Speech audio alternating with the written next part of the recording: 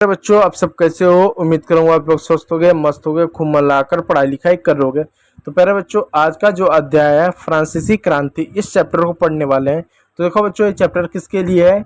ये जो हमारा चैप्टर है ये कक्षा 9वीं के लिए है, यूपी बोर्ड के बच्चों के लिए, जो 2026-27 में है। यानी 2026 में 9वीं में है और 27 यानी अब फरवरी के बाद वो 10वीं में जाएंगे। ठीक है, पेपर देने के बाद उनके लिए। देखो बच्चों, इस चैप्टर को पढ़ते हैं, लेकिन पढ़ने से पहले बच्चों, इस चैप्टर में कुछ ऐसे शब्द है जो बच्चों को बार बार परेशान करता है। जैसे एक शब्द आता है क्रांति, एक शब्द आता है आंदोलन। तो बच्चों को कंफ्यूज होता है, यार आंदोलन क्या होता है? गांधी जी ने बहुत सारे आंदोलन किए और क्रांति भी हमारे देश में, जैसे 1857 की क्रांति, फिर फ्रांस की क्रांति, जापान की क्रांति, औद्योगिक क्रांति, हरित क्रांति। तो आंदोलन और क्रांति में क्या अंतर होता है, पहले मैं मतलब बताता हूँ। देखो, हमारा जो समाज है, कोई भी समाज हो, जैसे भारतीय समाज हो, कोई देश हो, कोई समाज हो, तो ये क्या होते हैं? ये गतिशील होते हैं। गतिशील का मतलब होता है कि जो समाज होता है वो क्या होता है, इतने समय में, कितना, इतना, ये क्या है आपका, यह है समय। यह है समय, इतने समय में समाज इतना बदलता है। यानी एक ठीक ठाक समय में धीरे धीरे समाज क्या बदलता है। ठीक है, यानी ये समय, इतने समय में समाज इतना बदलता है, तो धीरे धीरे समाज बदलता है। जैसे अगर आप भारतीय समाज की बात करो तो देखो, आज से 30 साल पहले लोग जिस तरह के कपड़े पहनते थे, जिस तरह के खान पान करते थे, जिस तरह के वेशभूषा उनकी रहती थी, भाषा रहती थी, वो आज वैसा नहीं है, बदला हुआ। ठीक है, हो सकता है आज से 30 साल पहले पिज्ज़ा या बर्गर इस तरह की चीज़ें नहीं होती थी, लेकिन आज है ना। तो कहीं ना कहीं समाज का दिखाता है कि जो समाज होता है वो गतिशील होता है। या कपड़े से लो, आज से 50 साल पहले बहुत सारे लोग धोती कुर्ता या कुर्ता पजामा जैसे पहनते होंगे। उस समय शर्ट जैसी या जीन्स टाइप का कुछ पोशाक नहीं रहता होगा, तो आज है। तो एक तरीके से वेशभूषा में देखो बदला हुआ। तो मतलब कहना चाहता हूँ कि समाज हर चीज़ में, खान पान, पढ़ाई लिखाई, शिक्षा, स्वास्थ्य, हर विषय में मतलब धीरे धीरे समाज बदलता रहता है। इतने समय में समाज इतना बदलेगा, कितने समय, इतने समय में समाज इतना बदलता है। लेकिन जब क्रांति होती है तो क्रांति ये करता है कि समाज को इतने समय में, अब क्रांति क्या कर, इसका उल्टा कर देता है। क्रांति कहता है कि कम समय में समाज में बदलाव करो। क्रांति ये कहता है कि जो भी व्यवस्था थी, जो भी शासन व्यवस्था है, राजनीतिक व्यवस्था है, जो भी चीज़ें हैं, उसको कम समय में बड़े पैमाने पर बदलाव करो। जैसे आपने सुना होगा हरित क्रांति आया, जिससे देश में गेहूं और चावल के उत्पादन को बढ़ाया गया। आपने सुना होगा कि औद्योगिक क्रांति है, उद्योगों का खूब विकास हुआ। तो क्या हुआ, मतलब कम समय में व्यापक बदलाव करते हैं, बड़ा परिवर्तन लाने की कोशिश करते हैं। जैसे 1857 में देखो क्रांति लाई गई थी, वो असफल हुआ, फेल हो गया। तो उसका उद्देश्य क्या था कि अंग्रेजों ने जो भारत में नियंत्रण कर लिया उसको आज़ाद कराना, एक बदलाव लाने की शुरुआत थी। तो क्रांति का मतलब क्या होता है, बदलाव। तो यहाँ परिभाषा पूछा गया, परिभाषा बताया गया है, जब किसी देश में राजनीतिक, सामाजिक या आर्थिक व्यवस्था में जनता द्वारा, किसके द्वारा, जनता द्वारा मूलभूत और व्यापक परिवर्तन किया जाए। क्या किया जाए, परिवर्तन किया जाए, मूलभूत और व्यापक, तो उसे क्रांति कहते हैं। और इसका उद्देश्य क्या होता है, इसका उद्देश्य होता है पुरानी जो व्यवस्था होता है उसको समाप्त कर नई और न्यायपूर्ण व्यवस्था स्थापित करना। क्रांति स्थायी परिवर्तन लगती है, क्या लाती है, स्थायी परिवर्तन लाती है। संक्षिप्त में अगर कहो तो क्रांति क्या है, समाज में व्यापक और मूलभूत परिवर्तन है क्रांति। तो ये मूलभूत व्यापक परिवर्तन है कम समय में। अब आओ आंदोलन। अब देखो आंदोलन क्या है, आंदोलन का मतलब क्या हुआ प्यारे बच्चों, कि जो हमारा सरकार है, जो हमारा सिस्टम है, जो हमारी व्यवस्था है, उसमें कुछ कमियां आ गई हैं, उसमें कुछ खामियां आ गई हैं। और हमको लगता है कि व्यवस्था ठीक है, कोई बहुत दिक्कत नहीं है, लेकिन जो कमियां हैं, जो खामियां हैं, जो बुराइयां हैं, उसमें क्या सुधार करने की ज़रूरत है। जैसे गांधी जी ने अपने जीवन काल में सिर्फ आंदोलन किया, कभी क्रांति नहीं किया। क्यों? क्योंकि अंग्रेज को गांधी जी अपना शत्रु कभी नहीं माने। वो कहते थे नहीं, अंग्रेज शत्रु नहीं है, दुश्मन नहीं, अच्छे हैं। जो उनके वजह से जो कमियां हैं, जो बुराइयां हैं, शांतिपूर्वक से क्या करना चाहिए, सुधार करना चाहिए। सुधार की मांग करते थे अंग्रेजों से। वो अक्सर देखो भूख हड़ताल करते थे या असहयोग आंदोलन करते थे, इस तरह की चीज़ें करते थे।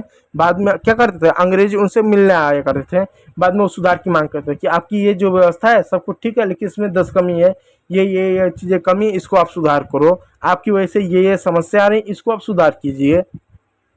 तो आंदोलन में क्या होता है, एक तरीके से जनता द्वारा किसी आंदोलन मतलब जनता द्वारा किसी विशेष अधिकार, सुधार या मांग को पूरा करने हेतु संगठित एवं निरंतर प्रयास को आंदोलन कहा जाता है। तो इसमें क्या होता है, अधिकार का प्रयोग करके सुधार मांग को बल दिया जाता है, संगठित होकर निरंतर प्रयास करके आंदोलन किया था। आंदोलन सामान्यतः अहिंसक और शांतिपूर्ण होता है।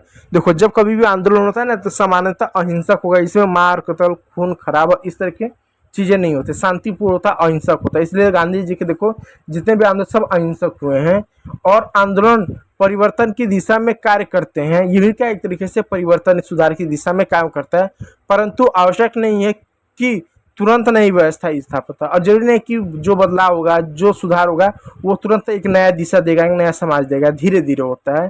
तो एक झटके में बदलाव की मांग नहीं करता है, कहता है धीरे धीरे चीज़ों को सुधार, लेकिन जो गलत है जो चीज़ें बेकार है उसको सुधार की मांग करता है। तो संक्षिप्त में क्या, जनता के अधिकारों और सुधारों के लिए सामूहिक प्रयास आंदोलन कहता है, यानी जनता के अधिकारों के लिए सुधारों के लिए सामूहिक प्रयास है, एक तरीके से आंदोलन है। और जान लो जो क्रांति होता है वो अहिंसक होता है, मार खून खराब होता है, इसमें नहीं होता है सामान्यतः। अब चलो अब तीसरा आता है विद्रोह। क्या आखिर विद्रोह क्या होता है, हमने बहुत बार विद्रोह सुना है कि लोग कहते हैं लोगों ने विद्रोह कर दिया, सेना ने विद्रोह कर दिया, जनता ने विद्रोह कर दिया।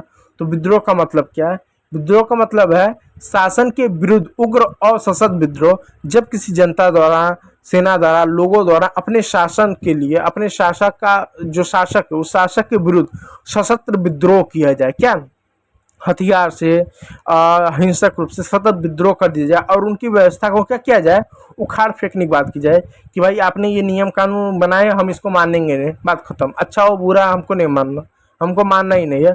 और शस्त्र के दम पे, हथियार के दम पे उनके नीतियों को ठुकरा देना, उनके कानूनों को मानने से ठुकरा देना और बलपूर्वक ये धमकी देना या एहसास कराना कि हम आपको जड़ से उखाड़ फेंक देंगे, आपको हटाकर एक नई व्यवस्था लेंगे या उनकी सत्ता को अपने अधिकार में करना, इस तरह की चीज़ें करना, ये विद्रोह में आता है।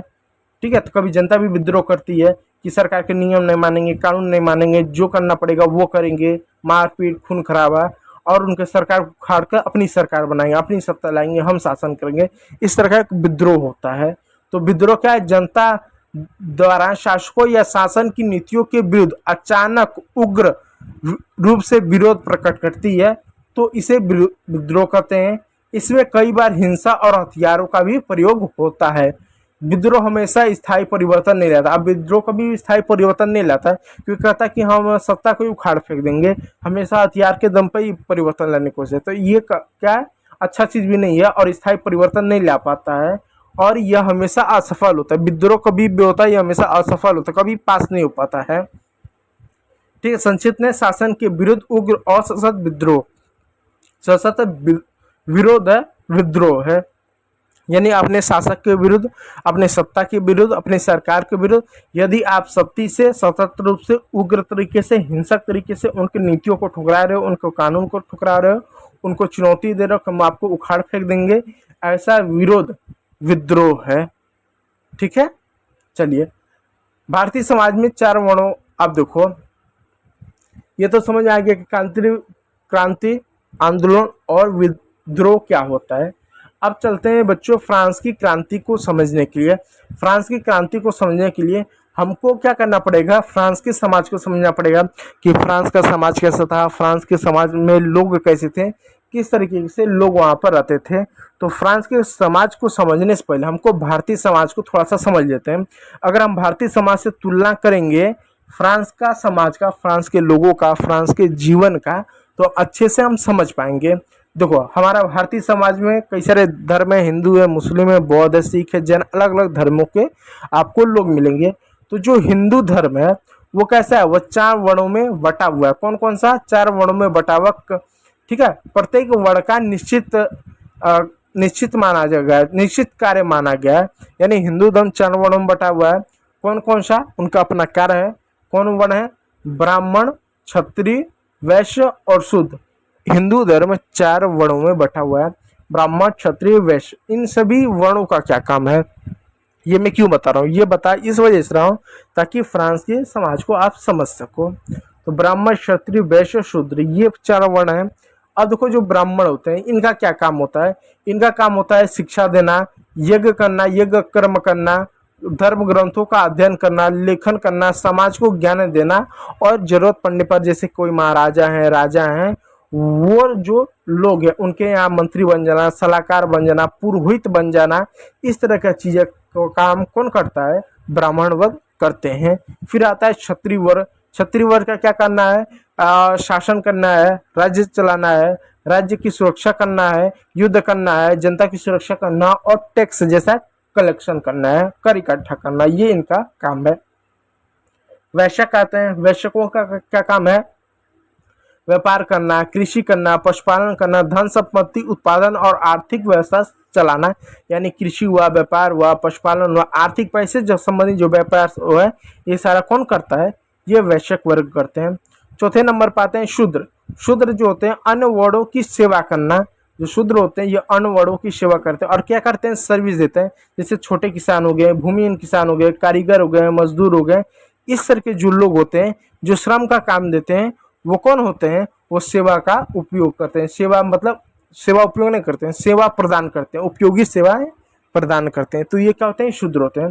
तो देखो वर्ण व्यवस्था में क्या 4 वर्ण है। एक और वर्ण है जिनको वर्ण व्यवस्था में जगह नहीं दी, जो है अछूत। इनको ऐसा हिंदू धर्म कहता है कि वर्ण व्यवस्था में इनका स्थान नहीं है, लेकिन इनका भी काम होता है। जैसे नगरों की साफ सफाई करना, नालियों की सफाई करना, सड़कों का, फिर कोई पशु मर गया तो उसका शवादान करना, शव को मतलब इस तरीके से चीजें करना, तो ये अछूतों का काम है। तो कुल मिलाकर 4 वर्ण हो गए और 5वां जो वर्ण व्यवस्था में स्थान है ये है। तो हिंदू धर्म देख सकते हो इस तरीके से वर्ण में बटा है, सबका अपना काम है। उसी प्रकार प्यारे बच्चों, जैसे हिंदू धर्म ये कई सारे वर्ण पर आधारित है, जन्म आधारित तो व्यवस्था होती थी, धीरे धीरे इसे कठोरता बढ़ गए, जिससे सामाजिक असमानता पनपी। और ये क्या है? जन्म शुरुआत में पहले जन्म आधारित था। ये जो था जन्म, जो जिस वर्ण में जन्म ले लिया वो काम करेगा। जब ये शुरुआत में बना था तो एक व्यक्ति अपने वर्ण को बदल सकता था, लेकिन बार बार क्या है? ये कठोर होने लगे और जो जिसमें जन्म लेता था वही काम करता था। ठीक है, अब इसे आओ फ्रांस की क्रांति को समझने की कोशिश करो, फ्रांस के समाज को समझो। जैसे अपना हिंदू धर्म ने कहा जाए कि 4 वर्णों में बटा हुआ था, ठीक उसी प्रकार जो फ्रांस का जो समाज था, जो फ्रांस के लोग थे, वहाँ पर भी क्या था? वर्ण व्यवस्था था। क्या था? वर्ण व्यवस्था था। तो वहाँ पर वर्ण शब्द का प्रयोग नहीं करते हैं, वहाँ पर क्या शब्द का प्रयोग करते हैं? वहाँ पर स्टेट का प्रयोग करते हैं। स्टेट गलत लिखा, ऐसे लिखेगा ए स्टेट, ऐसा स्टेट शब्द का प्रयोग। तो स्टेट में बटा हुआ था। तो जो फ्रांस की जनता थी वो 3 स्टेट में बटा हुआ था। प्रथम स्टेट, द्वितीय स्टेट, और क्या होता था? तीसरा जो आता था जिसको तृतीय स्टेट हम कहते थे। ठीक है, अब जरा ध्यान दो, ये जो 3 स्टेट थे, इन तीनों स्टेटों का क्या क्या था? जो तीसरा स्टेट था ये 3 भागों में बटा हुआ था। ठीक है, अब जरा ध्यान दो, जो प्रथम स्टेट था इसको पादरी वर्ग कहा जाता था। क्या कहा जाता? पादरी वर्ग। इसमें चर्च से जुड़े लोग होते, जैसे हिंदू धर्म में पंडित हो गए ना, इस्लाम धर्म में मौलवी हो गए, मौलाना, इस तरह हो गए। ठीक उसी प्रकार का होता था प्रथम स्टेट में पादरी वर्ग, जैसे पोप आते थे, आर्च बीश आ जाते थे, पादरी आ जाते थे, यानी चर्च से संबंधित बड़े विद्वान, जो चर्च से संबंधित इस तरह के लोग आते थे। दूसरा जो वर्ग होता था ये होता था कुलीन वर्ग, जिसमें राजा के नज़दीकी आते थे, सामंती आते थे, सामंती आते थे, और राजा महाराजा इस तरीके के लोग आते थे, यानी शासक वर्ग आते थे, जिनका काम होता था राज्य की सुरक्षा करना, शासन करना, कर इकट्ठा करना। इस तरह के लोग आते थे दूसरे स्टेट में, इनको कुलीन वर्ग कहा जाता था। अब देखो तृतीय स्टेट जो होता था इसको सामान्य वर्ग कहते थे। ये सबसे बड़ा वर्ग था, यानी तीसरा जो स्टेट था सबसे बड़ा वर्ग था। जनसंख्या की दृष्टि से इसका जो हिस्सा था वो पूरे फ्रांस में 97% था। यानी पूरे फ्रांस में अगर मान लो 100% आबादी है, ये पूरा फ्रांस में 100% आबादी है, तो ये जो इतना हिस्सा हुआ करता था, कितना? ये इतना 97%। ये क्या होता थे? ये सामान्य वर्ग हुआ करते। इतना पूरा 90% ये क्या थे? समान तीसरे स्टेट के लोगों को हुआ करते थे। ठीक है, तो तीसरा स्टेट को इनको तीनों उपवर्ग में शामिल करते थे। यानी जो तीसरा स्टेट था, ये तीसरा जो स्टेट था इसको 3 भागों में बांटा गया था। अब देखो पहला आता था बुर्जुआ, धन्य व्यापारी वर्ग। पहला आता था क्या?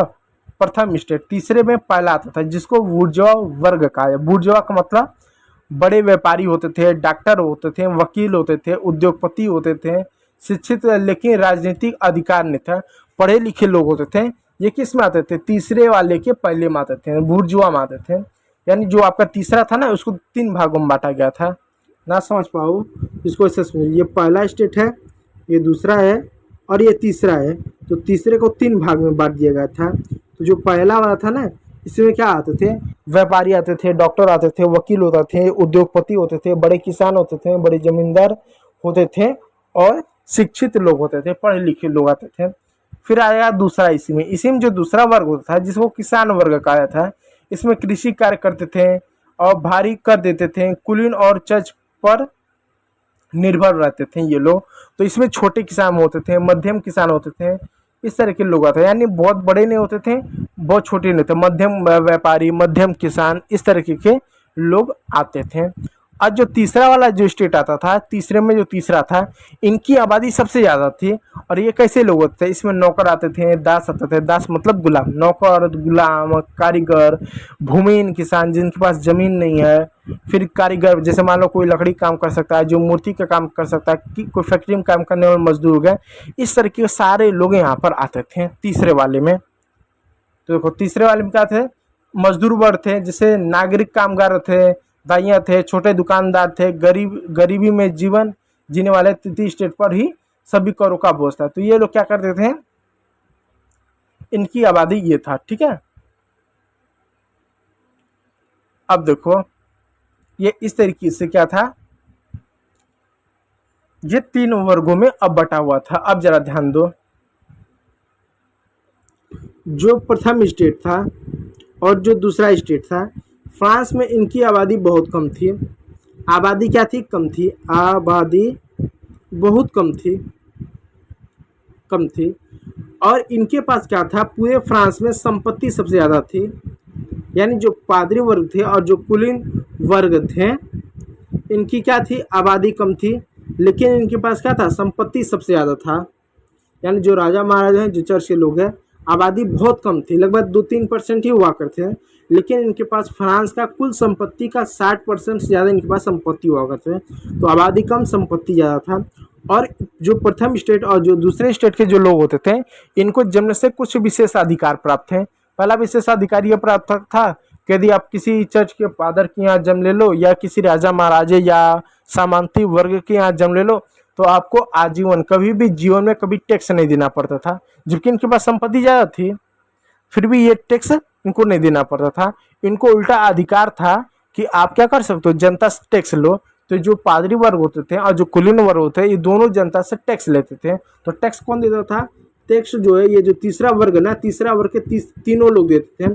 तीसरा वर्ग का पहला भी देता था, तीसरा वर्ग का दूसरा भी देता था, तीसरा वर्ग का तीसरा, तीनों देते थे। क्या? तीनों लोग देते थे। अब जो तीनों लोग देते थे, तो इसमें से जो तीसरा का जो पहला वर्ग है, बुर्जुआ वर्ग, इनको बड़ा दिक्कत होता है। जो वकील लोग होते थे, जो शिक्षित लोग होते थे, जो बड़े व्यापारी होते थे, जो उद्योगपति थे, इनको बड़ा तकलीफ होता था। वो कहते थे पढ़े लिखे हम भी हैं, तुम भी हो, हाँ तुम्हारे पास भी संपत्ति है, हमारे पास भी है, तो टैक्स अकेला हमें क्यों दे? तुम भी दो। टैक्स दे तो सब दे, टैक्स ना दे तो कोई ना दे। ये कौन सा कि तुम इस जाति में जन्म लेने की वजह से तुमको टैक्स कभी देना ही नहीं पड़ेगा और हमको टैक्स देना पड़ेगा। और उनको क्या उल्टा अधिकार था कि टैक्स नहीं दोगे, बल्कि आप क्या करोगे? जनता से टैक्स लोगे। तो ये लोग क्या करते थे? जो पादरी वर्ग थे, कुलीन वर्ग थे, ये जनता से टैक्स लेते थे। अब टैक्स 2 तरीके से लेते थे। एक जो टैक्स जो लेते थे, वो डायरेक्ट तो पैसा ले लेते थे। दूसरा जो टैक्स लेते थे, वो क्या करते थे? कारीगरी के रूप में लेते थे। यानी जो भूमिहीन किसान थे, कारीगर थे, मजदूर थे, उनके लिए मजदूरी भी देना अनिवार्य था। कि अगर कोई मालिक बोले आओ मेरे खेत में काम करना है, तो खेत में काम करना है। अगर कोई राजा व सामंती वर्ग बोले चलो सड़क बन रहा है, तो सड़क बनने में तुमको काम करना है, तो काम करना पड़ेगा। और जो काम मतलब इनको करना पड़ता था, फ्री में काम करना पड़ता है। कभी कभी फैक्ट्री में, कभी खेतों में, कभी घरों में, कभी सड़क वड़क कोई बन रहा है। मतलब ये जो दोनों लोग थे, जहां मन में आया तहां ये इनसे क्या टैक्स के रूप में काम भी करवा लेते थे। इनको एक तरीके से बेगार ही देना पड़ता था, कुछ इस तरीके से था। तो ये जो लोग थे, टैक्स इनको देते थे तो कौन टैक्स देता था? जो तीसरा वर्ग का जो तीसरा वर्ग लोग थे ना, जैसे कारीगर हो गए, मजदूर हो गए, दास हो गए, ये देते थे। ठीक है, तो इनको बड़ा दिक्कत होता था कि हम पैसा भी दें और बेगारी भी दें, इस तरह का इनको देना पड़ता था, क्योंकि ये तीसरे स्टेट में आते थे और सबसे ज़्यादा गरीब ये लोग थे और आबादी क्या थी? सबसे ज़्यादा थी। यानी जो सबसे गरीब है वो सबसे ज़्यादा है और जो सबसे अमीर है उनकी आबादी सबसे कम है। अब आगे देखो, अब यहाँ पर इतना तो चीज़ आपको समझ में आ गया। अब इसके बाद देखो क्रांति की शुरुआत कैसे होती है। देखो अब यहाँ पर तीनों वर्ग को मैं फिर से बना दूँ। प्रथम वर्ग, ये मान लो ये दूसरा है, प्रथम ये दूसरा है और ये क्या तीसरा है। इसको देखो, प्रथम, दूसरा और तीसरा। ये इनको टैक्स नहीं देना पड़ता था, इसको काट दो, टैक्स नहीं, क्या होता था? इनको टैक्स नहीं देना पड़ता था, टैक्स नहीं, इनको भी क्या टैक्स नहीं देना पड़ता था। कौन कौन टैक्स देता था? ये देते थे टैक्स, ये देते थे टैक्स, ये देते थे। ठीक है, अब देखो टैक्स इनको देना नहीं पड़ता, ये लोग टैक्स देते थे। अब इससे क्रांति की शुरुआत कैसे होती थी? जब राजा जो होता था वहाँ पर फ्रांस में, उसको टैक्स लगाने का अधिकार था कि वो टैक्स लगाए। तो जब ये टैक्स लगता था तो उसके लिए एक सभा बुलाई जाती थी। क्या? एक सभा बुलाई जाती थी। और जब सभा बुलाई जाती थी तो इस सभा से यहाँ पर कितने लोग आते थे? यहाँ इस सभा से पहले वर्ष से 300 लोग आते थे, दूसरे से भी 300 लोग आते थे और इन तीनों से मिलाकर यार कितने लोग आते थे? 600 लोग आते थे। ठीक है, 300 ये आते थे, 300 ये आते थे और 600 जो है इधर से आते थे। फिर उसके बाद फैसला होता था टैक्स बढ़े कि ना बढ़े।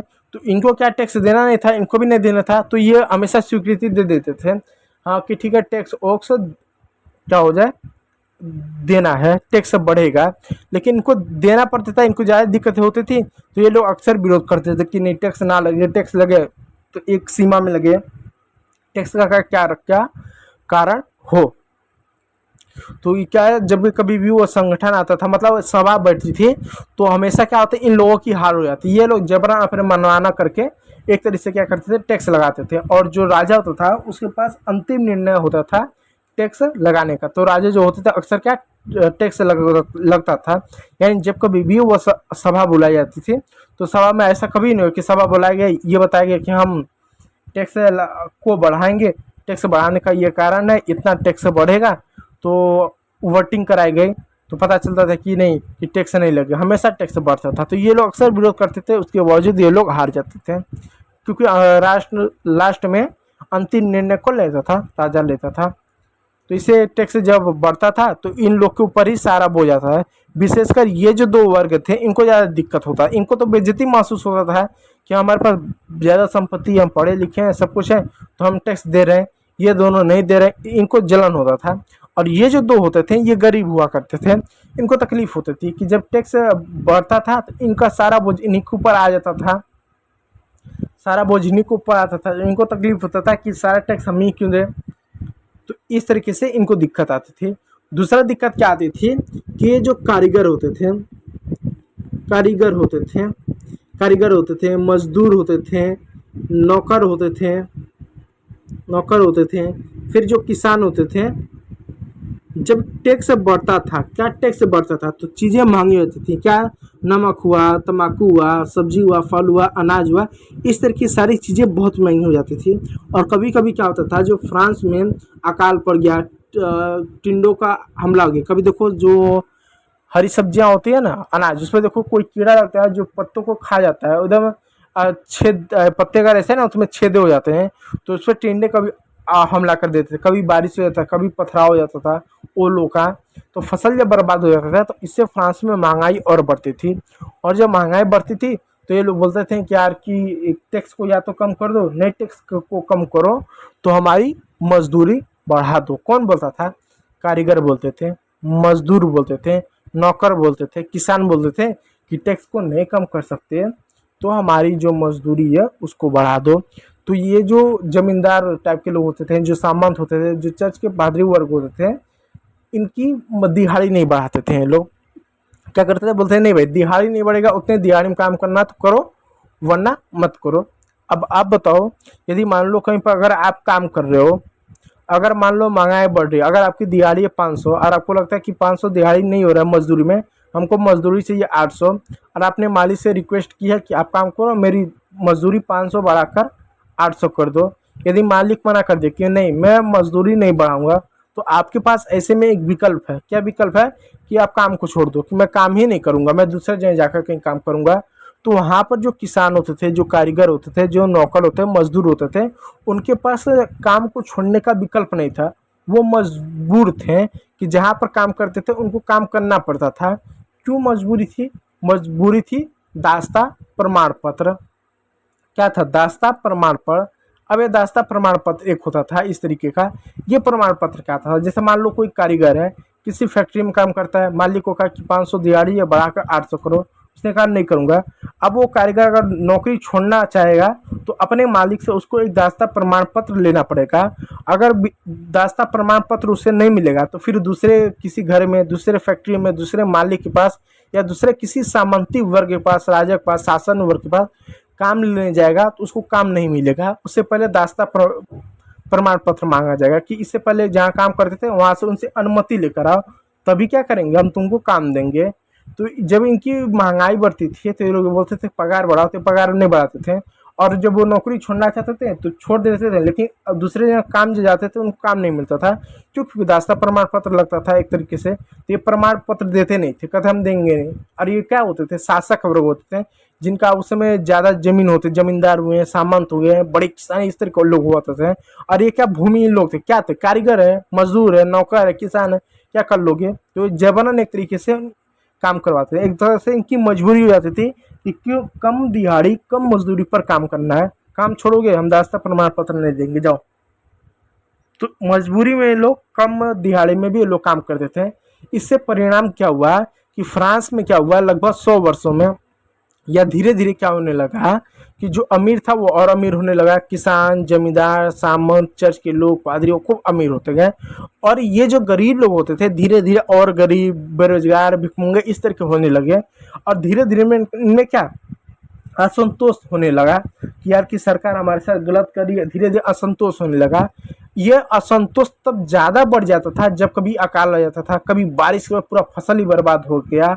और ऊपर से सरकार क्या करती थी, जब बारिश आता था, अकाल आता था, इस तरह की चीज़ें आती थी वर्ष 1700 के समय में, तो सरकार क्या करती थी, राहत कार्य नहीं चलाती थी कि चलो ठीक है अकाल आ गया, बाढ़ की वजह से या कीड़े मकोड़े लगने से फसल खराब हो गया तो चलो हम तुमको राहत के लिए हम तुमको कुछ पैसे दे दें, कुछ अनाज दे दें। नहीं, कुछ नहीं देती थी और टैक्स भी नहीं कम करती थी। उल्टा ये लोग क्या करते थे, बोलते थे अकाल आ गया तो और टैक्स लगाते थे। क्यों टैक्स लगाते थे? कहते थे अकाल आ गया, फसल बर्बाद हो गया, तो हम लोगों को, जो कर्मचारी है उनको सैलरी कैसे देंगे, माल के साल सजावट को कैसे मैनेज करेंगे। तो उल्टा ही जनता पर और टैक्स लगा देते थे। और जब टैक्स लगता था तो क्या हुआ था, मैंने कहा ना कि जो पहला वर्ग था इनके पास क्या था, जो पहला वर्ग था, ये पहला वर्ग था, दूसरा वर्ग था, इनके पास ज़्यादा, इनकी आबादी सिर्फ 3% थी और इनके पास 60% संपत्ति थी पूरे देश का। और जो तीसरा वर्ग था इनकी आबादी सबसे ज़्यादा थी, जिसमें से 3 लोग थे ना, ये जो पहले वाले जो लोग थे ये कौन थे, ये बड़े, इसमें बड़े जमींदार, बड़े किसान, बड़े व्यापारी, उद्योगपति आते थे। ये टैक्स देते थे, इनको दिक्कत नहीं होता था, लेकिन इनको दिक्कत क्या होता था, बेइज्जती महसूस होता था कि हम पढ़े लिखे हैं, शिक्षक हैं, अदालती कर्मचारी हैं, डॉक्टर है, उद्योगपति, तो हमें ही अकेला टैक्स क्यों भरे, तुम दोनों काहे नहीं भर रहे हो। इनको ये बेइज्जती महसूस होती थी। और ये जो दोनों थे, छोटे किसान, मजदूर और भूमि कारगर, नौकरदास, ये मजबूरी में ये भरते थे, नहीं भरेंगे तो इनको दिक्कत होती थी। तो इनको गरीबी की मार झेलनी पड़ती थी। अकाल उकाल आ जाने पर राजा से उम्मीद करते थे यार टैक्स कुछ कम कर दो, कुछ सहायता कर दो। राजा सहायता करने की वजह क्या करता था, ये उल्टा टैक्स और बढ़ाता था, टैक्स बढ़ाता था। जब टैक्स बढ़ाता था दिक्कतें बढ़ती थी, और जब दिक्कतें बढ़ती थी तो ये लोग क्या करते, अपने इन मालिक के पास या इनके पास एक तरीके से जाते थे, बोलते थे ठीक है टैक्स नहीं कम कर रहे हो पगार तो बढ़ा दो, पगार भी नहीं बढ़ाते थे। तो इस तरीके से क्या थे, बहुत लगभग 1700 का जो सदी रहा, खूब इन्होंने खूब शोषण किया, खूब मतलब परेशान किया, और धीरे धीरे क्या जनता में असंतोष बढ़ता गया बढ़ता गया बढ़ता गया, किसके प्रति, अपने शासक के प्रति, अपने राजा के प्रति। और सबसे ज़्यादा जो असंतोष बढ़ा, उनको ये व्यवस्था पर बढ़ा, यार इनके पास ज़्यादा संपत्ति है, ये टैक्स नहीं दे रहे हैं। इनको तकलीफ भी होता था कि हमको बेइज्जती हो रहा है, इनको भी तकलीफ होता था कि हमारे पास कुछ नहीं है, हमको टैक्स एकदम निचोड़ा जा रहा है, ये लोग दे नहीं रहे हैं, ये कौन सी व्यवस्था है। तो उनको राजा के ऊपर गुस्सा तो आया, साथ में व्यवस्था के ऊपर भी गुस्सा खूब आने लगा कि राजा भी किसी काम का नहीं, व्यवस्था भी बहुत बेकार है। गुस्सा आता गया, और एक समय तक धीरे धीरे धीरे धीरे इन लोगों में गुस्सा बढ़ता गया। अब जब गुस्सा बढ़ता गया तो फिर देखो क्या हुआ क्या, देखो उसके बाद गुस्सा बढ़ता गया तो क्या हुआ, गुस्सा बढ़ता गया तो हुआ क्या, तो उस गुस्से में एक वर्ष था सन 1774। लोगों में धीरे धीरे गुस्सा मतलब बढ़ता जा रहा है। वर्ष था सन 1774, जिसमें एक व्यक्ति था जिसका नाम था लुई सोलामी। अब जैसे लुई सोलामी, लुई 17वीं, ये फ्रांस के राजा के शासकों के कहीं ना नाम था। तो लुई सोलामी नाम का एक व्यक्ति था जो सन 1774 में फ्रांस की राजगद्दी पर बैठा, यानी इसको फ्रांस का राजा बना दिया गया कि भाई तू अब क्या कर, बूबो राजवंश का था, तेरे पप्पा पप्पा सभी लोग क्या थे, राजा थे, अब तू राजा बन जा, देश को तू चला। इसको राजा बना दिया गया। और जब ये राजा बनता है तो ये क्या होता है, ये सबसे कम उम्र का क्या था, सबसे कम उम्र का अनुभवहीन शासन था। दो चीज पे याद ध्यान दीजिएगा, क्या, सबसे कम उम्र का अनुभवहीन, इसको अनुभवहीन ऐसा लिख दो, अनुभवहीन ऐसे कर दो, अनुभवहीन शासन था। तो ये क्या था, अनुभवहीन था, यानी मतलब पहला तो सबसे कम उम्र का था, और दूसरा ये था कि मतलब राज्य को कैसे चलाया जाए, इसके पास कोई अनुभव नहीं था। अब देखो होता क्या है, थोड़ा सा भारतीय समाज से समझिए। जैसे हमारे भारत में हिंदू धर्म में क्या होता है कि मान लो ये एक राजा है, ये क्या है, एक राजा है। अगर ये राजा है, अगर इसके 4 बेटे हो जाते हैं, ए बी सी और डी, अगर इसके 4 बेटे इस तरीके से होते हैं हिंदू धर्म में, मान लो कोई हिंदू राजा है, उसके 4 बेटे हो गए, तो हिंदू धर्म में क्या होता था, जो पहला जो बेटा होता था उसी को आमतौर पर राजा बनाया जाता था। तो ये जो चारों बेटे हैं राजा के, क्या है, राजा के बेटे हैं, तो इन चारों को राजकुमार कहा जाता था। चारों को क्या, राजकुमार क्या कहा जाता था, राजकुमार कहा जाता था। राजकुमार मतलब राजा के बेटे। अब राजा के पास 4 बेटे हैं, तो राजा तो एक ही बेटे को राजा बना सकता है, बाकी 3 को मंत्री, सेनापति, इस तरह के पद दिए जाते थे। तो राजा क्या करता था, आमतौर पर हिंदू राजा अपने पहले बड़े बेटे को ही राजा का पद देता था। तो जिसको राजा का पद दिया जाता था तो उसको राजकुमार नहीं कहा जाता था, उसको युवराज कहा जाता था। युवराज, युवराज का मतलब कि राजा के बाद यही राजा बनेंगे, गद्दी इनकी है, युवराज कहा जाता था पहला, ठीक है, युवराज कहा जाता था। अब जो युवराज होता था, राजा इन 3 बेटों से ज़्यादा ध्यान उस पर देता था। क्या देता था कि तुमको कैसा बोलना है, तुमको कैसा बैठना है, कैसे बात करना है, कैसे युद्ध लड़ना है, कैसे दरबार चलाना है, कैसे पूरे समाज का शासन व्यवस्था संभालना, यानी हर चीज़ जो राजा होता था युवराज को छोटे से सब कुछ सिखाता था। धीरे धीरे युद्ध लड़ना, शासन करना, न्याय करना, लोगों में जाकर देखना, ताकि एक तरीके से आपका राज्य चलाने का अनुभव हो और अपना रियासत को चला लो। हालांकि जब ये लोग अयोग्य हो जाते थे तो पता चलता था इसका भाई इसी को मारकर गद्दी हड़प लेता था, इसके रिश्तेदार ही मार के इसके गद्दी हड़प लेते, पता चला इसका सेनापति किसी दूसरे जाति धर्म का हत्या करके वही गद्दी हड़प लेता। जनता क्या विद्रोह करेगी, जनता को क्या मतलब है कि ए राजा बनाए कि सी राजा बनाए। जनता के नज़र में ए जो है वो सी का भाई है और सी जो है ए का भाई है, दोनों भाई थे, जनता को इतना फर्क नहीं पड़ता था, ठीक है। तो इस तरीके का मतलब वहाँ पर हुआ करता था। तो राजा हिंदू धर्म में और बाकी धर्मों में जो राजा था अपने बच्चों को योग्यता एक तरीके से सिखाते थे। तो ये जो फ्रांस का जो शासक था, इसका उम्र कितना था, सिर्फ 20 साल था और अनुभवीहीन था, इसको कोई अनुभव नहीं था, इसका मन नहीं करता था राजपाट चलाने में। कहता था मुझे तो चित्रकारी करने में बड़ा मजा आता है, मैं चित्रकार बनना चाहता हूँ। लेकिन क्या था, मजबूरी था, इसका कोई भाई नहीं था, कोई और नहीं था राजा बनने के लिए, इसलिए इसको मजबूरी में राजा बनना पड़ा। और जब राजा बनता है तो कोई राजपाट का इसको अनुभव नहीं होता। हालांकि पिता जिसके राजा थे, बाबा इसके राजा थे, तो थोड़ा बहुत मतलब अनुभव रहा होगा, लेकिन मतलब इसका मन एक तरीके से नहीं करता था। तो सन 1774 में क्या राजा बना, सबसे कम उम्र का था और अनुभवहीन था। तो उसका विवाह क्या हुआ, ऑस्ट्रिया की राजकुमारी से इसका विवाह सन 1770 में हुआ था, राजा बनने से पहले। ठीक है, अब देखो यहाँ पे एक नाम आया, ऑस्ट्रिया नाम आया। दो चीज़ है, एक है ऑस्ट्रेलिया, एक है ऑस्ट्रिया। जैसे मान लो ये पूरी पृथ्वी है, तो यहाँ पर देश मिलेगा ऑस्ट्रेलिया, और यूरोप में इधर जाओगे तो यहाँ पर एक यहाँ पर फ्रांस के बगल में एक देश है ऑस्ट्रिया। तो ऑस्ट्रिया और ऑस्ट्रेलिया दोनों अलग अलग देश है। जैसे ईरान और इराक दोनों अलग अलग देश है। ठीक है, इंडिया और इंडोनेशिया दोनों अलग अलग देश है। इंडिया तो भारत है, इंडोनेशिया दूसरा देश है। ठीक है, इस बात को याद रखिएगा। तो ऑस्ट्रिया के राजकुमार से इसकी शादी होगी। जब ये राजा बैठता है, क्या गद्दी पर बैठता है, तो उसने देखा कि जो राजकोष था, यानी जो राज्य का जो खजाना था, उसको खाली मिलता है। क्या मिलता है, एकदम खाली मिलता है। देखा कि राज के पास कोई पैसा वैसा नहीं है। तो आप जानते हैं कि मतलब इसका राजकोष क्यों खाली था। तो लंबे समय से युद्ध चल रहा था। युद्ध चलने से क्या होता है, इसका जो फसल था, जो वित्तीय संसाधन था, जिससे ये पैसा कमा सकता था, राज्य को जिससे टैक्स मिलता था, वो सब कुछ नष्ट हो गया था। इससे पैसा आना बंद हो गया। दूसरा क्या था, वर्षाय के विशाल महल। अब जो कि राजा महाराजा था तो बहुत ज़्यादा शौकीन था। इसका भारी भरकम वर्षाय का महल था, फूलों से सजाना, साफ सफाई करना, हेन तेन सजावट करना। इससे ये लाखों रुपये मतलब रोज का ये पैसा बर्बाद करता था शाही दरबार की शान शौकत में। इससे राजकोष खाली होता गया। तीसरा, बेहिसाब शाखों शौकत पर भारी खर्च करता था। तीसरा कारण था कि फ्रांस ने अमेरिका के 13 उपनिवेश को ब्रिटेन के विरुद्ध आज़ादी दिलाने में सहायता दी।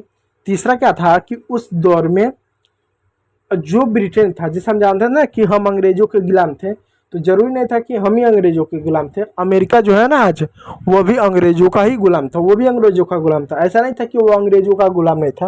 आप गूगल पे सर्च करो तो आपको पता चलेगा कि जो अमेरिका था वो भी एक दौर में अंग्रेजों का गुलाम था। तो फ्रांस ने क्या किया था, 13 उपनिवेश यानी 13 ऐसे क्षेत्र, 13 ऐसे उपनिवेश को, ऐसे क्षेत्र, 13 ऐसे देश या 13 ऐसे क्षेत्र जिस पर ब्रिटेन ने कब्जा कर लिया, उन क्षेत्रों पर लोगों को गुलाम बना दिया। किसने, ब्रिटेन ने। अब फ्रांस उसके पास गया, कहा भाई देखो इन क्षेत्रों को गुलाम बना दियो, इनको तुम छोड़ दो, विशेषकर अमेरिका के क्षेत्र को छोड़ दो। तो ब्रिटेन ने कहा, अंग्रेजों ने कहा भाई हमारा क्या फ़ायदा है। तो फ्रांस ने कहा हम तुमको इसके बदले पैसा देंगे। तो बहुत ज़्यादा इसने पैसा दिया। कितना, 10 अरब। उस समय अरब बहुत बड़ी मुद्रा होती है। अब तो अरब बहुत बड़ी संख्या होती है, उस समय पैसे इकाई इस तरह चलते थे। तो 10 अरब लिब्रे, लिब्रे क्या उस समय मुद्रा जो कि अब बंद हो गई फ्रांस में।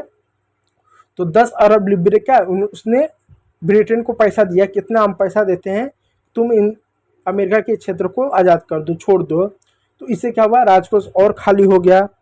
फिर उसके बाद देखो क्या हुआ, देखो 10 अरब लिब्रे का कर्ज चढ़ गया, युद्ध की वजह से चढ़ गया। आज़ादी दिलाने में सहायता में इस युद्ध के कारण क्या हुआ, 10 अरब लिब्रे का कर्ज, सॉरी पैसा नहीं दिया था, युद्ध उसने किया था। और युद्ध करने से क्या हुआ था, 10 अरब लिब्रे का कर्ज चढ़ गया। छुड़ाने वाले में उसको 10 अरब लिब्रे का कर्ज चढ़ गया। फिर उसके बाद देखो, पहले से ही इसने 2 अरब लिब्रे का 2 अरब इसने क्या किया था, कर्जा पहले से लिया था। उस पर क्या होता था, 10% ब्याज लोग मांगते थे। तो अब देखो पैसा कहाँ जाता था, जैसे गद्दी पर बैठा, उसके काफ़ी लंबे समय से लोगों से युद्ध किया, जैसे ब्रिटेन में रहते थे, तो जो उसका संसाधन था वो नष्ट हुआ, जिससे पैसा था वो नष्ट हो गया, इससे पैसा आना बंद हो गया। दूसरा, ये बचा कुचा जो पैसा था वो महल के शान शौकत में खर्चा करने लगा। तीसरा, इसने युद्ध किससे किया था, ब्रिटेन से युद्ध किया, जिससे 10 अरब लिब्रे का कर्ज चढ़ा। और जब 10 अरब लिब्रे का कर्ज चढ़ा तो युद्ध से पहले भी इसने 2 अरब लिब्रे का कर्ज पहले से ले रखा था। टोटल कर्जा कितना था, 12 अरब का। तो उस पर जो कर्जा था उस पर 10% का इसको हमेशा इसको ब्याज देना पड़ता था। तो ब्याज देता था हर महीना, हर साल ब्याज भी देता था। तो इसका पैसा कहाँ, पैसा इसका कहाँ आता था, पैसा तो पहली बात तो कहीं आता था नहीं। पैसा क्या, पहला तो जान लो कि उसको कहीं से पैसा आता नहीं था। जो पैसा था वो जाता था, कहाँ जाता था, शान शौकत, जो महल के शान शौकत है उस पर पैसा का खर्चा होता था। दूसरा, जो युद्ध से उसका कर्जा हुआ, उस कर्जा को चुकाने में 10% जो ब्याज होता था, उस ब्याज को चुकाने में हर महीने क्या करता था, पैसा देता था। तीसरा क्या करता था, इसका जो सेना था, इसका जो दरबार था, जो सरकारी कार्यालय है, जो भवन है, जो स्कूल है, उसको चलाने में लोगों को वेतन देता था, लोगों को पगार देता था, तो वहाँ पर इसको पैसा ज़्यादा खर्चा होता था। ठीक है, तो कुल मिला जुला कर अगर आप देखो तो पैसा इसको कहीं से नहीं आता था और पैसा इसका जाता था। तो धीरे धीरे धीरे धीरे करते करते इसका जो खजाना था, राजकोष था, वो खाली हो गया।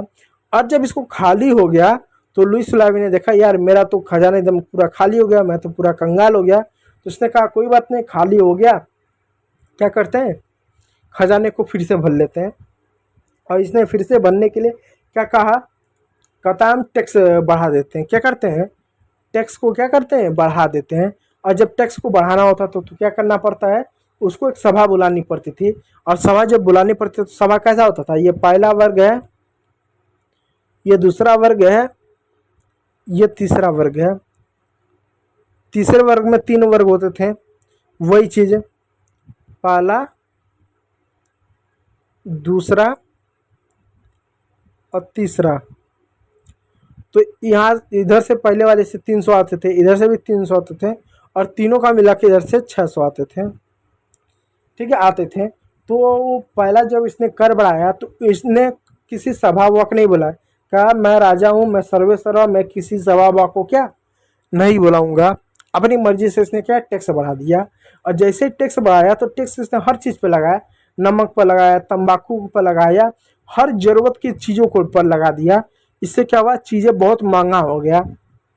और जब चीज़ें महंगा तो बताओ टैक्स कौन देता था, इनके पास ज़्यादा संपत्ति थी, ये टैक्स देते नहीं थे। इनके पास संपत्ति थी लेकिन इनको अंदर जलन था कि हम पढ़े लिखे हैं, हम उद्योगपति हैं, व्यापारी हैं, शिक्षक हैं, वकील है, डॉक्टर हैं, हमें टैक्स क्यों दें, ये दोनों दे ही नहीं रहे हैं, क्या इनमें ऐसा है। और ये दोनों बेचारे चुपचाप देते थे क्योंकि गरीब थे, नहीं देंगे तो पीटा जाएगा इनको। इनसे बेगारी भी लिया जाता था, हर तरह का चीज़ इनसे लिया जाता था। तो टैक्स बढ़ने से इनकी दिक्कतें बढ़ने लगी। और इसी बीच में अकाल आ जाता था। अकाल मतलब बहुत बारिश हुआ, पूरा फसलें सड़ गया, बर्बाद हो गया। तो इससे क्या हो जाता था, महंगाई और बढ़ जाती थी। जब महंगाई बढ़ जाती थी तो लोग कहते थे टैक्स कम कर दो, ये कहता था नहीं टैक्स नहीं कम करूंगा। लोग बोलते थे ठीक है टैक्स नहीं कम कर दो, मजदूरी बढ़ा दो, बोलता था मजदूरी भी नहीं बढ़ाऊंगा। अब काम छोड़ के कहीं पर जाएं तो दास्ता प्रमाण पत्र लेना पड़ता है, और ये लोग दास्ता प्रमाण पत्र देते भी नहीं देते कि बोलते नहीं दूंगा। तो मजबूरी वहाँ काम करना इनका हो जाता था। फिर उसके बाद क्या होता था, धीरे धीरे क्या महंगाई बढ़ती गई। तो महंगाई इतनी बढ़ती गई कि वहाँ पर लोग जैसे पावरोटी खाते हैं, ब्रेड होता है ना, बेकरी पर पावरोटी बनता था। तो आए दिन क्या होता था, पावरोटी पर दंगे होते थे, मारपीट होते थे, छीना छुट्टी होते थे उस पावरोटी के लिए, क्योंकि बहुत दाम बढ़ जाते थे। और जब अकाल आ जाता था तो मान लो 100 पावरोटी बना, खरीदने के लिए 200 पहुँच गए। जब 100 पावरोटी बना, खरीदने के लिए 200 लोग पहुँच गए, तो इससे क्या होता था, कम पावरोटी होता था तो कीमत और भी थोड़ी बढ़ जाती थी क्योंकि मांग होता था। फिर लोग उसमें दंगे करते थे, लोग छीना छुट्टी करते थे। और इसी बीच में क्या करते थे, जो ये शाही वर्ग लोग होते थे, जो बड़े बड़े जमींदार होते थे, किसान होते थे, ये अनाज का काला बाजारी करना स्टार्ट कर देते थे। कि देखते थे अच्छा हमारे पास बहुत ज़्यादा अनाज है, कितना है, 500 बोरा गेहूँ है, घर में गोदाम में रख दो। अब बाहर पब्लिक क्या भूखे मर रही है, दंगे हो रहे हैं, इनसे कोई मतलब नहीं था। अपना मस्त उसको क्या करते हैं, उसको जो होते थे काला बाजारी करके रखते थे, उसको बेचते थे। जिसको जरूरत है महंगा कीमत दे और लेकर जाए। इससे जनता में क्या हुआ, असंतोष और बढ़ने लगा। जनता कुछ समय तक इसको झेलती रही झेलती रही झेलती रही। फिर लुईस सोलांगे को लगा अच्छा नहीं लग रहा है। फिर लुईस सोलांगे को लगा कि क्या करते हैं, जो कर है वो क्या करें, जो कर है वो क्या करें, उसको जो है हम और बढ़ा दें। देखो फिर लुईस सोलांगे को अच्छा नहीं लगा और लुईस सोलांगे ने क्या किया, लुईस सोलांगे को और लालच आने लगा एक तरीके से कि कर को हम और बढ़ाएं। फिर लुईस सोलांगे ने सोचा कि क्या करते हैं, टैक्स को थोड़ा सा और बढ़ा दें। क्या करें, टैक्स को थोड़ा सा और बढ़ाएं। अब टैक्स को बढ़ाने के लिए इसने क्या किया, इस बार सभा को बुलाया। किसको बुलाया, सभा को बुलाया। फिर सभा कैसा आया था, ये प्रथम स्टेट था, ये दूसरा स्टेट था, सॉरी ये दूसरा स्टेट था और ये तीसरा स्टेट था। इसने इस बार कहा कि मैं आप टैक्स बढ़ाऊंगा तो अपनी मर्जी से नहीं बढ़ाऊंगा, सभा बुला लेता हूँ, सभा के कहने पर बढ़ाऊंगा। हालांकि अंतिम निर्णय कौन लेता था, राजा लेता था। तो इसने क्या किया, घोषणा कर दिया कि भाई टैक्स बढ़ाया जाएगा इस बार फिर से, और सभी लोग क्या हो अपने अपने प्रतिनिधि क्या करें, चुनकर भेजें। तो जनता ने क्या किया, सब लोगों ने अपने अपने प्रतिनिधि भेजे। तो ये जो लोग थे इस सबने अपने अपने प्रतिनिधि भेजे। प्रतिनिधि भेजने के साथ साथ जो है 60,000 से अधिक इन्होंने शिकायत भेजा, पत्र पर लिखकर, लेटर लिखकर कि देखो भुखमरी है, अकाल है, बेरोजगारी है, महंगाई है, ये है, तमाम तरह की समस्या है। राजा इस पे कुछ करे, और कुछ करने के लिए खास करके दो चीज़ें करे, करों को कम करे और मजदूरी को बढ़ाए, और हम सरकार द्वारा हमको कुछ राहत के कुछ चीज़ दिया जाए। ऐसा कई सारे पत्र भेजे गए, सारे प्रतिनिधि पहुंच गए। और जब सारे प्रतिनिधि जो पहुंचते हैं कहाँ पर, उस सभा में, तो सभा में जब पहुंचते हैं, जो पहले वर्ग के लोग थे, यानी जो चर्च के पादर उदर थे, और जो सामंती वर्ग थे, राजा हो गए, सामंती हो गए, इस तरह शासक वर्ग थे, इन दोनों को क्या हुआ, बैठने के लिए जगह दे दिया गया कि भाई आप लोग 300 आप लोगों, 300 आप हो, फर्स्ट क्लास कुर्सी उर्सी लगी हुई है, मस्त आराम से बैठो बैठो। फिर उसके बाद जो तीसरा वर्ग था, इसमें मैंने कहा ना कि जो पहला वाला वर्ग था उसमें क्या था, उद्योगपति थे, बड़े किसान थे, जमींदार थे, वकील थे, डॉक्टर थे, शिक्षक थे। ये लोग जो पहुंचे तो इनको बैठने के लिए जगह नहीं दिया गया। क्या यार तुम लोग जाओ उनके पीछे चुपचाप खड़ा हो जाओ। तो इनको बड़ा बेइज्जती महसूस हुआ कि यार हम पढ़े लिखे हैं और पैसा भी हम लोग के पास ठीक ठाक है। ये तीसरे में जो पहला वाला था ना, ये लोग गरीब नहीं थे, पैसा बहुत कुछ था इनके पास, अच्छा खासा पैसा था, लेकिन इनको हमेशा जलन होता था कि जितना इनके पास संपत्ति होता है हमारे पास भी संपत्ति है, ये भी लोग पढ़े लिखे, हम भी पढ़े लिखे, हमारे साथ ऐसा क्यों, हम टैक्स दे रहे हैं, और भी चीज़ का इनको मतलब बेइज्जती महसूस हुआ। तो वहाँ जब पहुँचे तो इनको खड़ा कर दिया गया कि आप भले डॉक्टर, इंजीनियर, वकील हो, शिक्षक हो, चुप जाओ लाइन में खड़ा होकर, बैठने का जगह नहीं। फिर उसके बाद सभा चालू हुआ। जब सभा चालू हुआ तो ये अपना बोल रहे हैं कुछ, ये अपना बोल रहे हैं, लेकिन इनको जो बोलने ही नहीं दिया गया, चुपचाप सुनते रहो, चुपचाप खड़े रहो। इनको बड़ा बेइज्जती महसूस हुआ, इनको बोलने ही नहीं दिया। और इन्होंने ये कहा कि करों को कम किया जाए, या कर लगाया जाए तो सभी लोग कर दें, या तो कर को पूरी तरह से हटा दिया जाए, यानी कर हो तो सभी लोग हो, और कर हटा दिया है तो पूरी तरह से। और इन्होंने कहा कि जो गरीब वरीब जिस टाइप का है इनको करना दिया, इनको बोलने ही नहीं दिया गया। और जब इनको बोलने नहीं दिया गया, किसको, इन 600 लोगों को, तो विरोध जताते हुए ये लोग क्या हुए, बाहर आ गए। क्या कि भैया हमको बोलने नहीं दिया जाए, तो विरोध जताते हुए उस सभा से लोग बाहर आ गए। और जब बाहर आए तो इन्होंने एकजुट हो गए 600 लोग। क्या हुआ, ये जो 600 लोग थे ये एकजुट हो गए, एकजुट। और इन्होंने ये कहा कि बस बहुत हुआ अत्याचार, शोषण, और जब तक हम राजा के शक्ति को कम करने वाला, क्या ध्यान दो, इन्होंने प्रण लिया कि बस बहुत हो गया अत्याचार, बहुत हो गया शोषण, कि जब तक राजा की शक्ति को कम करने वाला संविधान नहीं बना लेते हैं तब तक हम अपनी सभा को, यानी 600 लोग को मिलकर उन्होंने अपनी एक सभा बनाई। क्या बनाया, अपना एक नेशनल असेंबली बनाया। हम अपनी इस नेशनल असेंबली बनाया, और उन्होंने कहा कि अपनी इस नेशनल असेंबली को हम समाप्त नहीं करेंगे, यानी 600 सदस्य हम लोग कहीं नहीं जाएंगे। तो वहाँ पर इन्होंने प्रण क्या लिया कि जब तक राजा को नहीं हटाएंगे और राजा की शक्ति को कम करने वाला संविधान नहीं बनाएंगे तब तक हम लोग कहीं नहीं जाएंगे। तो यहाँ से इन लोगों ने विचार दिया कि बस बहुत हो गया राजाओं का, महाराजाओं का, सामंतों का शासन। आज से किसी राजा का शासन नहीं, किसी महाराजा का शासन नहीं, किसी सामंत का शासन है। इनको जड़ से उखाड़ के फेंक दो, इनका शासन नहीं चाहिए। इनकी जगह क्या चाहिए, इनकी जगह चाहिए जनता का शासन। क्या चाहिए, जनता का शासन, कि जनता क्या करे, अपने प्रतिनिधि को चुने, और जो प्रतिनिधि को चुना जाए वो देश चलाए। एक तरीके से इन्होंने चुनाव जैसा कुछ कहा कि जनता क्या करे, अपने प्रतिनिधि को चुने, कोई राजा नहीं, कोई महाराजा नहीं, कोई सामंत नहीं, का उखाड़ के फेंक दो इनको। तो वहाँ से क्या हुआ, इन्होंने क्रांति की शुरुआत की। तो देखो कब कब ये बैठक हुआ, देखो बैठक कब हुआ था। देखो बैठक हुआ था 5 मई 1789 में स्टेट जनरल की बैठक वर्साई में बुलाई गई। और क्या हुआ, पाला स्टेट, देखो पाला स्टेट इनकी पादरी वर्ग था, इनकी आबादी 300 थी। दूसरा स्टेट इनकी आबादी 300 थी। और तीसरा स्टेट में व्यापारी, डॉक्टर, वकील, अपमानजनक का प्रतिनिधि 600 लोग थे। किसानों, महिलाओं, कारीगरों का प्रवेश नहीं था। फिर भी लगभग 40,000 से अधिक का शिकायत पत्र प्रतिनिधियों के माध्यम से, इनके माध्यम से भेजे गए थे। ठीक है, अब देखो मतदान का पुरानी परंपरा, हर स्टेट को एक एक मत दिया जाता है, यानी कुलीन और पादरी मिलाकर 2 मत होते थे, तीसरे स्टेट को मिलाकर केवल 1 मत होते थे।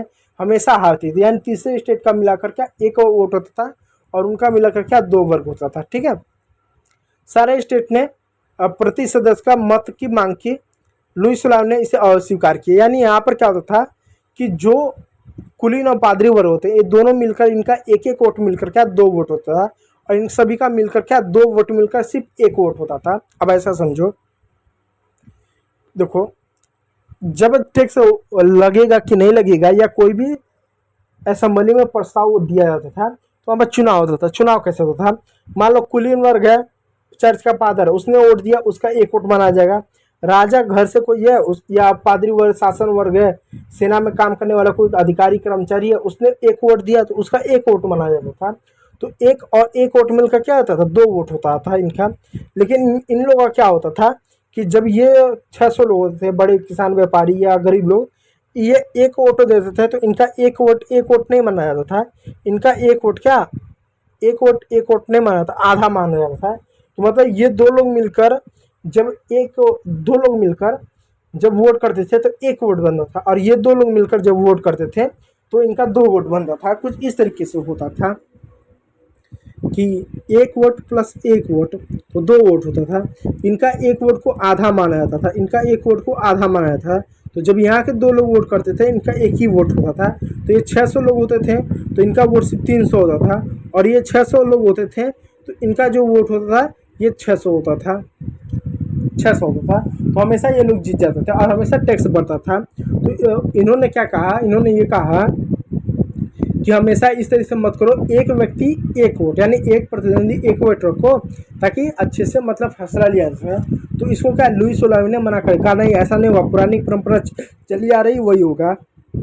उसके आगे देखो, नेशनल असेंबली का गठन कैसे हुआ। तीसरे स्टेट स्वयं को पूरे राष्ट्र का प्रतिनिधि इन्होंने घोषित किया। जब इनको बोलने नहीं दिया, इनकी बात को इग्नोर कर दिया गया, इनको हटा दिया गया, तो इनको गुस्सा आया, और जब गुस्सा आया जब बाहर निकले तो इन 600 लोगों ने अपने आप को क्या कहा कि हम पूरे 600 लोग पूरे फ्रांस के हम क्या प्रतिनिधि हैं, गरीब मजदूर किसान उद्योगपति सबके हैं। और इन्होंने संकल्प लिया कि जब तक राजा को हटाएंगे नहीं और जब तक संविधान नहीं लेंगे और संविधान के द्वारा जब तक जनता द्वारा शासक नहीं चुना जाएगा, तो अब राजा नहीं, राजा के यहाँ कोई और शासन कर रहा, और जो शासन कर रहा वो जनता नहीं चुना, जब तक ऐसा नहीं करेंगे तब तक बैठेंगे नहीं। इन्होंने ये चीज़ किया तो देखो कैसे हुआ, और इसी का परिणाम है आज देखो हर देश में संविधान है, हर देश में चुनाव होता है। पहले राजा महाराजा का शासन था ना, अब जैसे भारत में कैसा आज़ाद हुआ तब से चुनाव रहा। अगर भारत में आज़ाद हो तो चुनाव रहा, तो पहला कोई ऐसा देश बना होगा ना जहाँ सबसे पहले चुनाव हुआ होगा। राज्यों को हटाकर मुख्यमंत्री विधायक सांसद प्रधानमंत्री राष्ट्रपति आएंगे, तो फ्रांस ने नहीं उसका शुरुआत किया कि राजाओं को अब हटाओ, बहुत हो गया। तो धीरे धीरे फ्रांस से जर्मनी, यूरोप, पोलैंड पूरे दुनिया में फैला, इसलिए क्रांति इंपॉर्टेंट मानी जाती है। देखो तीसरा स्टेट स्वयं को पूरे राष्ट्र का प्रतिनिधि घोषित किया। 20 जून 79 को इंडोर टेनिस कोर्ट में शपथ ली। जब तक संविधान नहीं तैयार होगा सभा भंग नहीं होगी। टेनिस कोर्ट शपथ लिया गया। इतिहास की निर्णायक घटना है। नेतृत्व किसने किया, मिराबियो। कुलीन होते हुए भी इसने सामंती विशेषाधिकार के खिलाफ विरोध किया। मिराबियो नाम का एक व्यक्ति थे जिसने 600 लोगों का प्रतिनिधित्व किया, लीडर बना। वो था स्वर्ण समाज थे, कुलीन था, राजा महाराजा या सैनिक टाइप का था, उस वर्ग से आता था। फिर भी उसने कहा कि विशेषाधिकार किसी के पास नहीं होना चाहिए। फिर आब्बेसी है। आब्बेसी कौन है, प्रभावशाली पैम्पलेट थे। तीसरा स्टेट क्या है, उसने ऐसा लिखा कि तीसरा स्टेट क्या, उसने प्रभावशाली उसने पैम्पलेट पोस्टर छापे। तो आब्बेसी और मिराबियो ने इसका नेतृत्व किया। आप देखो पूरे फ्रांस में असंतोष व जनता का विद्रोह। तीव्र सर्दी में फसल नष्ट हो गया, यानी भारी सर्दी में फसल नष्ट हो गई, रोटी की कीमतें बढ़ने लगी, बेकरी पर महिलाओं की जमाखोरी होने, मालिकों की जमाखोरी होने लगी, औरतों का भीड़ बनाकर हमला हुआ। राजा ने सेना को पेरिस में भेजी, जनता भड़क उठी। 14 जुलाई सन 1789 में बास्तिल किले पर जनता का धावा बोला। आज भी फ्रांस का राष्ट्रीय दिवस मनाया जाता है। आज भी यह दिन है, राष्ट्रीय दिवस मनाया जाता है। जब विद्रोह होने लगा तो राजा ने सेना भेजा, जाओ इनको मार दो, इनको खत्म कर दो। और लोगों ने क्या किया, बास्तिल का जो किला था, जो शाही तरह के किला था, इन्होंने हमला बोला। और देखो क्या किया, देहात में अफवाह फैल गए और किसान आंदोलन हुआ। किसान में डर था, सामंतों ने भाड़े के लेठेट बुला लिए। ग्रामीण जनता ने किलों पर हमले किए, अन्न भंडार लूटे गए, लगान दस्तावेज जलाए गए, कई कुलीन लोगों को देश छोड़कर भागना पड़ा। यानी जब इन लोगों ने सभा बना लिया और कहा कि संविधान बनाएंगे, लेकिन संविधान बनाने से पहले क्या हुआ कि जो लोगों में जो गुस्सा था उस गुस्सा को उन्होंने निकाला। गुस्सा को निकालने के लिए जहाँ कहीं भी राजा महाराजा के किले दिखते थे, जहाँ पर अमीर वर्ग दिखते थे, जहाँ पर शासक वर्ग दिखते थे, जनता क्या करती थी, इन पर हमला करती थी, इनको जान से मार देती थी। जितने भी दस्तावेज होते थे जमीन के पेपर का, या किसी ने कर्ज दिया, किसी ने कर्ज लिया, उसको जला देते थे। जो उनके पास कीमती सामान होता था उसको लूट कर बाजार में बेच देते थे। जो अनाज का उन्होंने जमाखोरी कर रखा था बोरो बोरो, उसको आपस में लूट कर ले जाते थे। और इससे परेशान होकर क्या किया, बहुत सारे शासक वर्गों ने, बहुत सारे चर्च के पादरों ने इससे निपटने के लिए गांव से लठठे बुलाए थे, लठठ बुलाते यानी लाठी चलाकर इनको मारने पीटने वाला।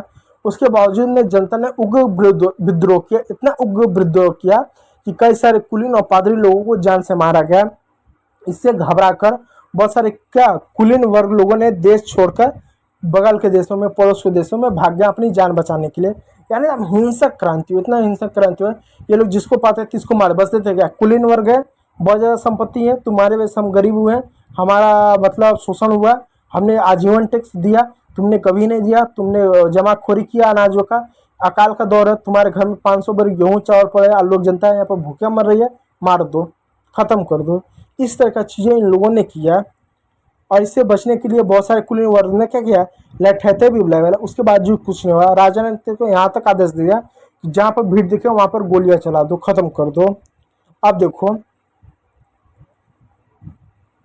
राजा की मजबूत रियायतें लुई सलामी ने नेशनल असेंबली माननी पड़ी। जनता ने इतना विद्रोह किया, इतना विरोध किया, इतना हिंसा किया कि मजबूरी में क्या हुआ, जो लुई सलामी था उसने नेशनल असेंबली को मान्यता दे दिया। उसने कहा ठीक है भाई, तुम्हारा ये राष्ट्रीय असेंबली है, राष्ट्रीय संसद है, तुम 600 लोग है, तुम किस लिए आए हो, संविधान बनाओगे, तुम इसलिए आए हो हमको हटाकर तुम किसी और को चुनोगे, वो जो चुनेगा वो कहाँ से आएगा, जनता चुनेगी। ठीक है, मैं मान्यता दे देता हूँ कि आज से मैं शासन नहीं करूँगा, जनता शासन करेगी, संविधान होगा, और जनता जिसे चुन के भेजेगी वो मेरी जगह पर क्या होगा, शासक होगा फ्रांस का। उसने मान्यता दे दी। शुरुआत में उसने मान्यता नहीं दी लुई सलामी ने, बहुत उसने भी मतलब सेना का प्रयोग किया, बल प्रयोग किया, लेकिन जनता ने जब विद्रोह किया तो मजबूरी में उसने दिया। तो 4 अगस्त 1789 को सामंती व्यवस्था समाप्त कर पादरियों के विशेषाधिकार समाप्त कर दिए गए कि भाई आज से किसी के पास कोई विशेषाधिकार नहीं होगा, टैक्स सब देंगे, बात खत्म। चर्च की भूमि भी जब्त कर दी गई। लगभग 20 अरब लीवे की संपत्ति सरकार के क्या हाथ आई, यानी कर्जा कितना था, 10 + 2 अरब लीवे का था ना।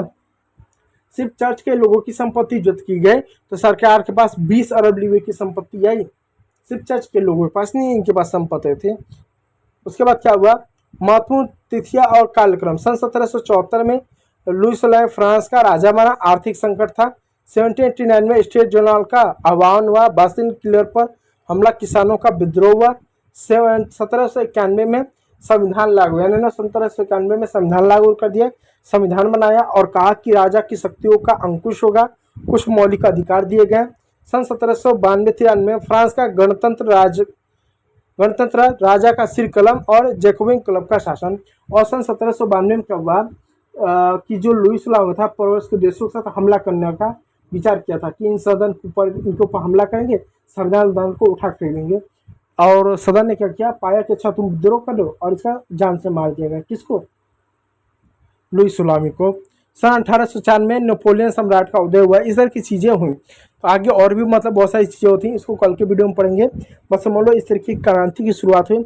आगे जनता ने किस तरह से संविधान बनाया, संविधान बनाने में लोगों को किस तरह का अधिकार मिला, लुई सलामी हटाकर किस तरह का शासक आया, किस तरीके से महिलाओं को, किसानों को, कारीगरों को, मजदूरों को, दासों को, गुलामों को कैसा अधिकार मिला, कैसा उन्होंने संघर्ष किया, कल के वीडियो में पढ़ेंगे। तो आज की इस वीडियो में इतना ही।